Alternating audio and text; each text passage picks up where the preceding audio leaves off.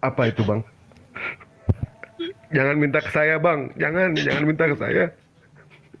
Abang bertanya soal Nabi Muhammad, saya nggak kuat bang, cerita bang. Kalau soal Nabi Muhammad,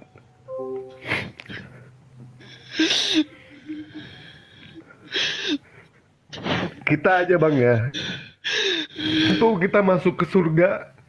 Berapa kali Dewa mengatakan kepada siapapun juga, langsung masuk ke surga, kita belum tentu bang. Belum tentu. Sholat kita, ya kan, yang kita bangun, belum tentu. Apa surga mau dibayar dengan sholat kita? Mimpi. Umat muslim semua belum tentu bang langsung masuk ke surga.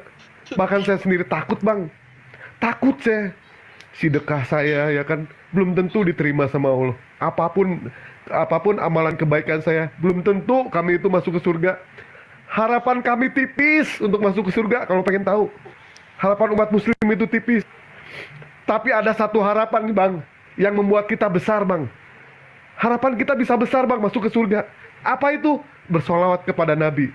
Rasulullah SAW bersabda, Inna au nasi bisafati yaumul kiamati aksaruhum alayya solatan. Ini yang membuat harapan kita itu besar bang. Supaya kita berjumpa dengan Rasulullah. Ini kan tadi Bang Andre bilang ya, bagaimana beliau itu memikirkan umatnya. Beliau tidak pernah yang namanya memikirkan yang namanya saudaranya. Wala Fatimah, wala Hamzah. Tidak pernah memikirkan beliau itu. Yang beliau pikirkan adalah umatnya. Pada saat beliau hendak dicabut nyawa, sampai beliau berkata kepada malaikat, ya Israel, beginikah rasanya dicabut nyawa? Benar ya Rasulullah. Sampai dia berdoa kepada Allah, ya Allah, aku pemimpin mereka. Aku umat mereka, kata Nabi Muhammad. Timpakan semua rasa sakit umatku kepadaku. Umatku tidak akan kuat. Kata Rasul, bayangkan. Beliau lagi kesakitan, masih memikirkan umatnya. Karena memang dia ngerasa yang namanya sakaratul maut itu, betapa sakit sakaratul maut itu. Sampai beliau minta yang namanya berdoa kepada Allah supaya semua sakaratul maut ditimpakan kepada beliau. Semua tanpa terkecuali. Bayangkan itu. Semuanya bang. Tapi terkadang kita sebagai umat muslim itu nggak tahu diri, kita itu kadang sudah diberikan akhlak, sabar, diwarisi yang namanya sholat, Al-Quran. Kita nggak tahu diri. Tiap hari kita melakukan munkarat, sadiat, dolalat, maksiat, dan lain sebagainya. Apa kita nggak malu nanti kalau ketemu Rasulullah? Malu kita bang. Kalau selama ini kita banyak ngelakuin salah. Allah ya Rabbi. Astagfirullahaladzim ya Allah.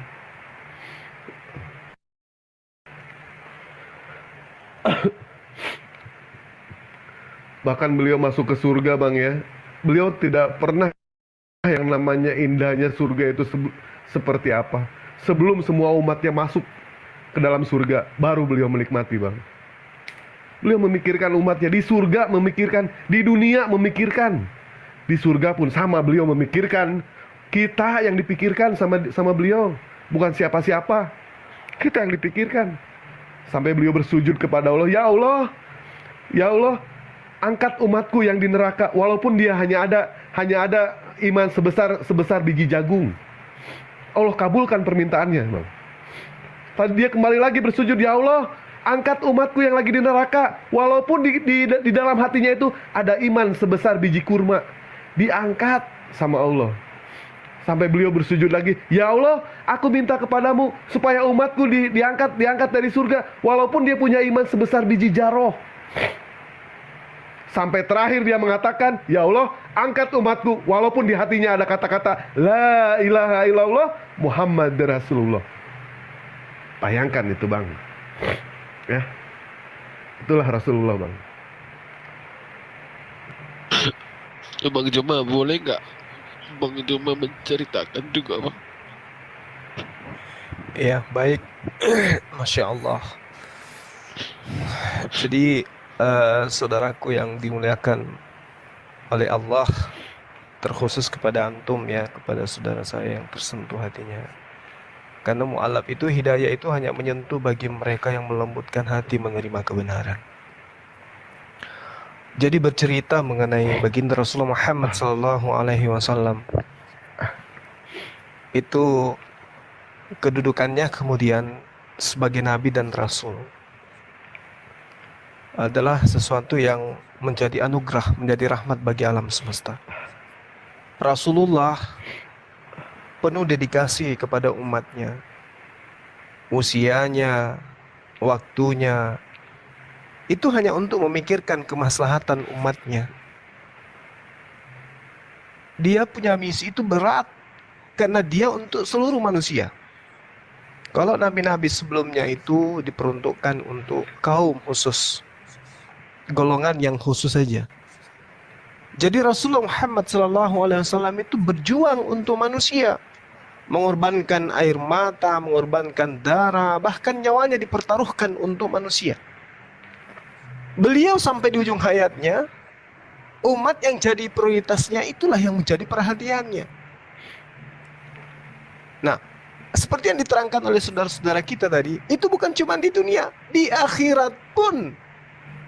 Ya, umat yang beliau cari, umatnya yang beliau gaungkan kemudian untuk diberikan syafaatnya.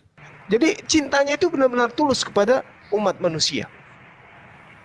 Lalu kemudian ada kisah yang sangat menarik yang kemudian banyak dituliskan di dalam kitab-kitab hadits. Salah satu yang kemudian yang disahihkan dalam kitab Sahih Imam Ibnu Hibban. Diriwayatkan begini. Ketika kemudian Rasulullah Muhammad SAW itu duduk bersantai dengan Sayyidina Aisyah radhiyallahu an.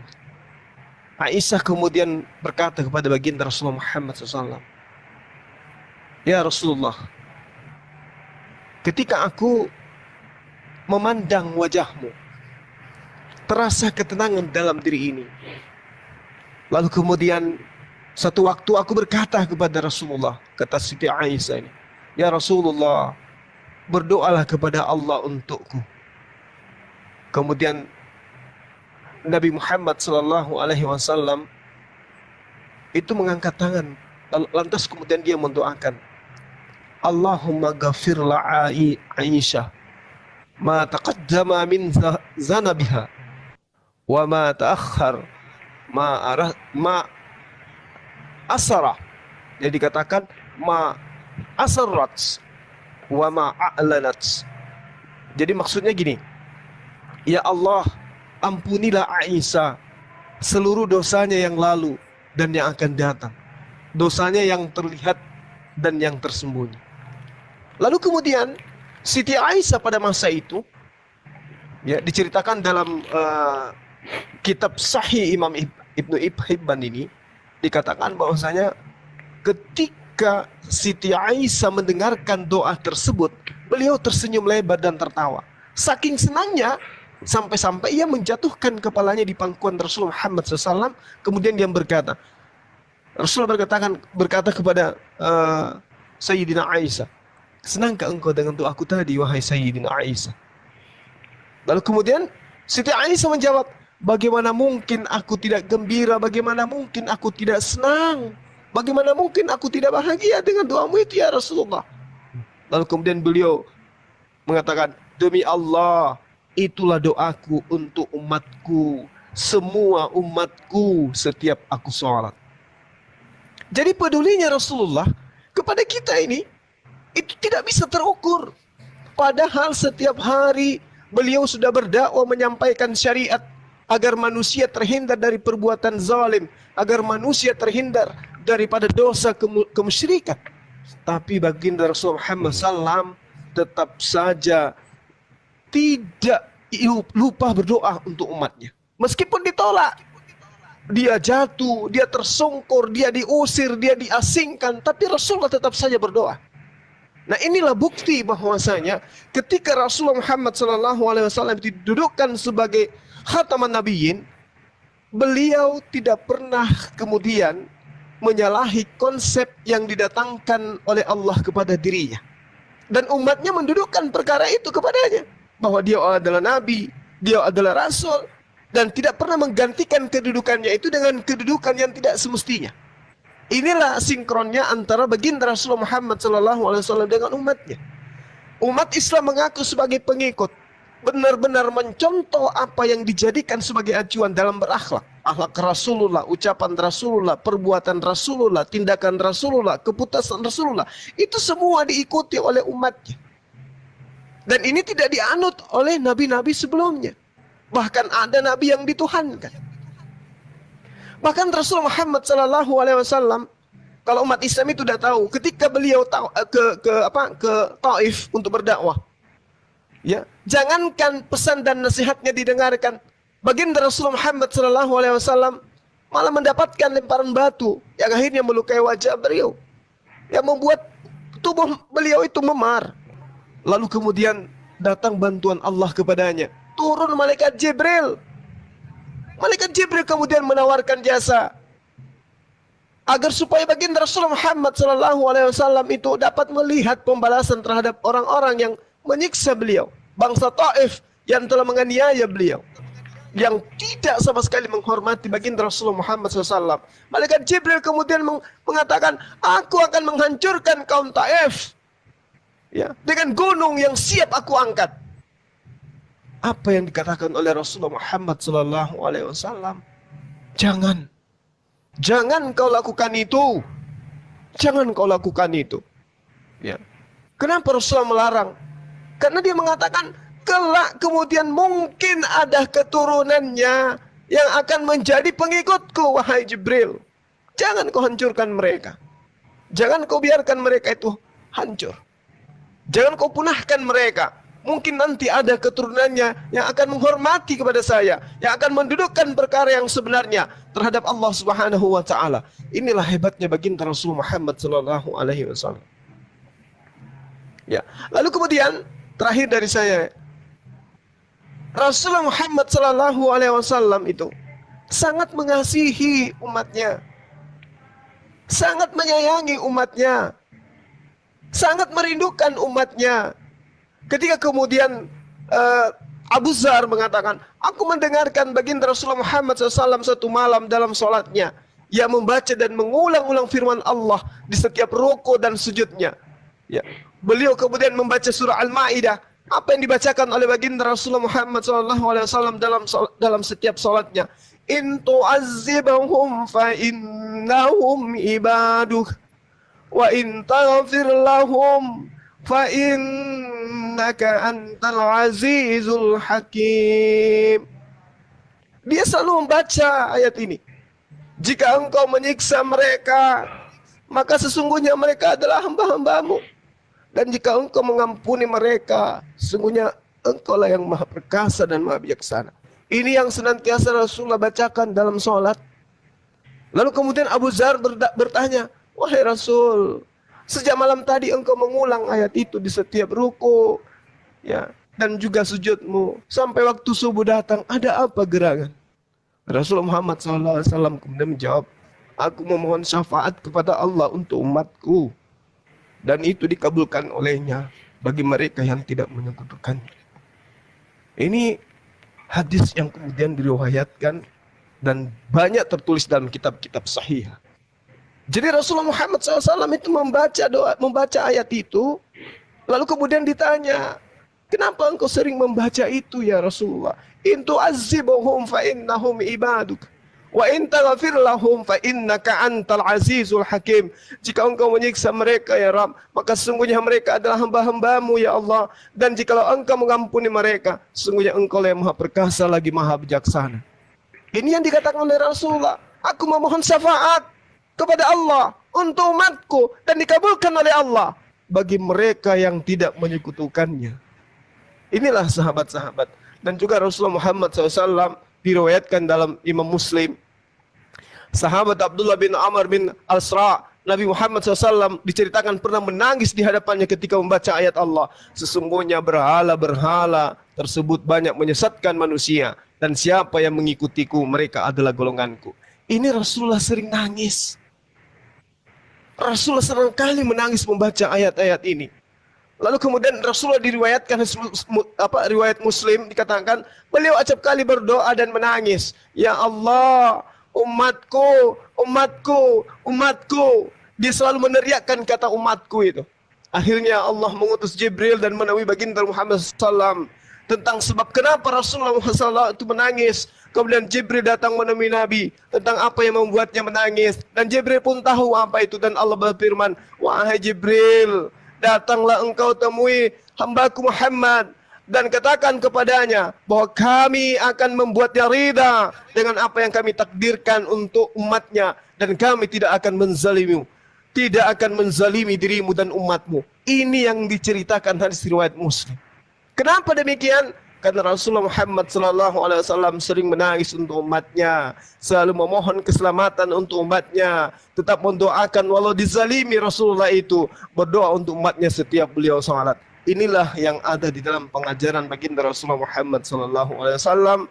Saking cintanya beliau kepada kami umat Islam, sehingga Al-Quran menekankan, kama arsalna fikum rasulam minkum yatslu alaikum ayatina wa yuzakkikum wa yuallimuhumul kitaba wal hikmah wa yuallimuhumul ma lam takunu ta'lamun. Sebagaimana kami telah mengutus kepadamu seorang rasul bernama Muhammad dari kalangan kamu yang membacakan ayat-ayat kami, mensucikan kamu, mengajarkan kepadamu kitab Al-Quran dan hikmah, sunnah, serta mengajarkan apa yang belum kamu ketahui. Sahabat-sahabat sekalian, terkhusus kepada saudaraku aku, kalau di agama antum sekarang ini, agama anda sekarang ini, Yesus itu disebut sebagai penebus dosa. Baginda Rasulullah Muhammad sallallahu alaihi wasallam disebut dalam Al-Quran, wa yuzakkikum, yang mensucikan kamu, yang mensucikan engkau. Dia tidak menebus dosa, tapi Rasulullah Muhammad SAW mensucikan umatnya, mensucikan dari dosa kesyirikan, mensucikan dari dosa-dosa besar. Inilah yang kemudian diterangkan oleh Al-Quran Karim. Dengan cara apa umatnya disucikan dari dosa?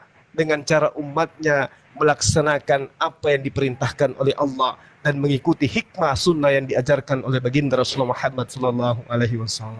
Kami tidak mengenal tebusan dosa. Yang kami kenal adalah mensucikan diri dari dosa-dosa besar dan dosa kecil.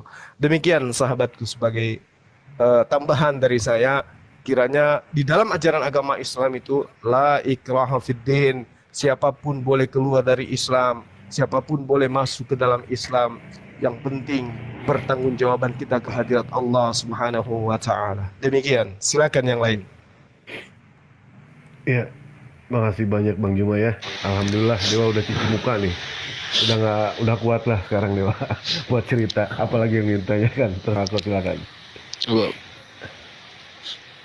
Yang membimbing saya siapa Bang? Bang Juma, Masya apa-apa. Allah. Oh, berarti benar, Masya Allah, ya Allah, ya Allahu Rabbi. Akbar. Bang Juma kehilangan sinyal tuh. Bang Juma kehilangan sinyal. Yang mau bimbing saya siapa Bang? Bang Juma nggak apa-apa. Bang Juma nggak apa-apa. Bunda lah. Boleh Bang, boleh. Alhamdulillahirabbil alamin, ya Allah, ya Rabbi. Alhamdulillahirabbil alamin, wassalatu wassalamu ala rasulillah. Tapi sebelumnya Dewa tanya dulu sedikit ya ke Bang Ako ya. Boleh Seperti Bang. pertanyaan kemarin. Boleh Bang. Apakah Bang Ako masuk Islam itu dalam keadaan sadar ya? Sadar Bang. Mudah-mudahan Baik, dari hati saya Bang. Subhanallah. Apakah Bang Ako tidak ada paksaan? Enggak Bang. Allahu akbar, ya karim. Apakah ada yang mengintimidasi? Gimana Bang? Apakah ada yang mengintimidasi? Enggak Bang, enggak. Allahu Akbar. Baik, silakan Bang Jum. Ini gue record ya. Ya, record Bang. Baik, saudaraku ya, alhamdulillah pada malam yang penuh berkah ini, antum dilembutkan hatinya oleh Allah sehingga kembali kepada fitrah, dikembalikan oleh Allah kepada jalan yang benar. Ya, didudukkan kemudian perkara keberadaan antum sebagai manusia pada posisi yang sesungguhnya. Jadi kita prosesi syahadat ini disaksikan 1.500 teman-teman dari kalangan, dari teman-teman yang ada di TikTok dan juga di channel saya itu ada kurang lebih 2.000 orang menjadi saksi di hadapan Allah kemudian bahwa saudara Ako itu mengikrarkan diri untuk mengakui Allah Subhanahu wa taala sebagai satu-satunya pencipta langit dan bumi, dan baginda Rasulullah Muhammad sallallahu alaihi wasallam itu sebagai utusan Allah Subhanahu wa taala. Ikuti saya, nanti kita menggunakan bahasa Arabnya, nanti kita terjemahkan dalam bahasa Indonesia. Bismillahirrahmanirrahim.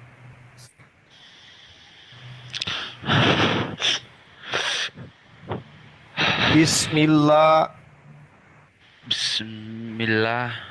Ar-Rahman Ar-Rahim. Ar-Rahman Ar-Rahim. Dengan menyebut nama Allah yang Maha Pemurah, yang Maha Pemurah, lagi Maha Penyayang. Asyhadu Allah ilaha illallah wa asyhadu anna Muhammad Rasulullah. Rasulullah. Aku bersaksi tidak ada Tuhan selain Allah, dan aku bersaksi Nabi Muhammad utusan Allah. Sah. Takbir. Allahu Akbar. Allahu Akbar. Allahu Akbar. Allahu Akbar. Allahu Akbar. Allahu Akbar. Allahu Akbar. Ya Rahman ya Rahim. Masya Jazakallah Allah. khair. Saudaraku, Welcome to the hood, bro. saudaraku, Sekarang keluargaku, baru bisa bilang Allahu kaki. Akbar. Allahu Akbar. Alhamdulillah ya Allah. Makasih banyak loh, Bang. Kami yang berterima kasih saudaraku, kami yang berterima kasih. Bersyukurlah pada Allah Subhanahu wa taala, ya Allah. Makasih banyak Bang atas pelajarannya semua, Bang. Makasih banyak. Ya Allah ya Rahman ya Rahim. Allahu Akbar. Allahu Akbar.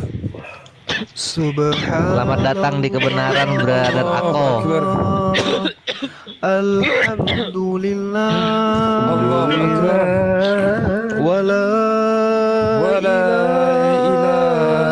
ilaha illallah. Allahu Akbar. Masya Allah, Masya Allah, Masya Allah. Subhanallah. Subhanallah. Alhamdulillah. Wala ilaha illallah. Allahu Akbar. Allahu Akbar. Allahu Akbar. Allahu Akbar. Masya Allah. Masya Allah Ta'ala fil kitabil karim berfirman, Allah Ta'ala berfirman, dan jika Allah menghendaki, niscaya dia menjadikan kamu satu umat saja, tetapi dia menyesatkan siapa yang dia kehendaki dan memberi petunjuk kepada siapa yang dia kehendaki. Tetapi kamu pasti akan ditanya tentang apa yang telah kamu kerjakan. Allah berfirman demikian. Subhanallah, diberikan hidayah, insyaallah. Insyaallah. Allahu Akbar. Selamat datang keluargaku, ya Makasih Allah. banyak, Bang. Makasih banyak. Sekali lagi, Bang. Makasih, Makasih makasih. banyak, Bang. Barakallah juga terhadap Dinda Mbak D ya. Barakallah fikum. Masya Allah. Sehat dan panjang umur selalu. Dinda Amin, Neafos, amin, Allahumma mungkin amin. bisa doakan sahabat kita, saudara kita ini. Doakan sebaik kata atau doa kepada Rasulullah, pada Allah Subhanahu wa taala, dan juga salawat kepada Rasulullah Muhammad sallallahu alaihi wasallam.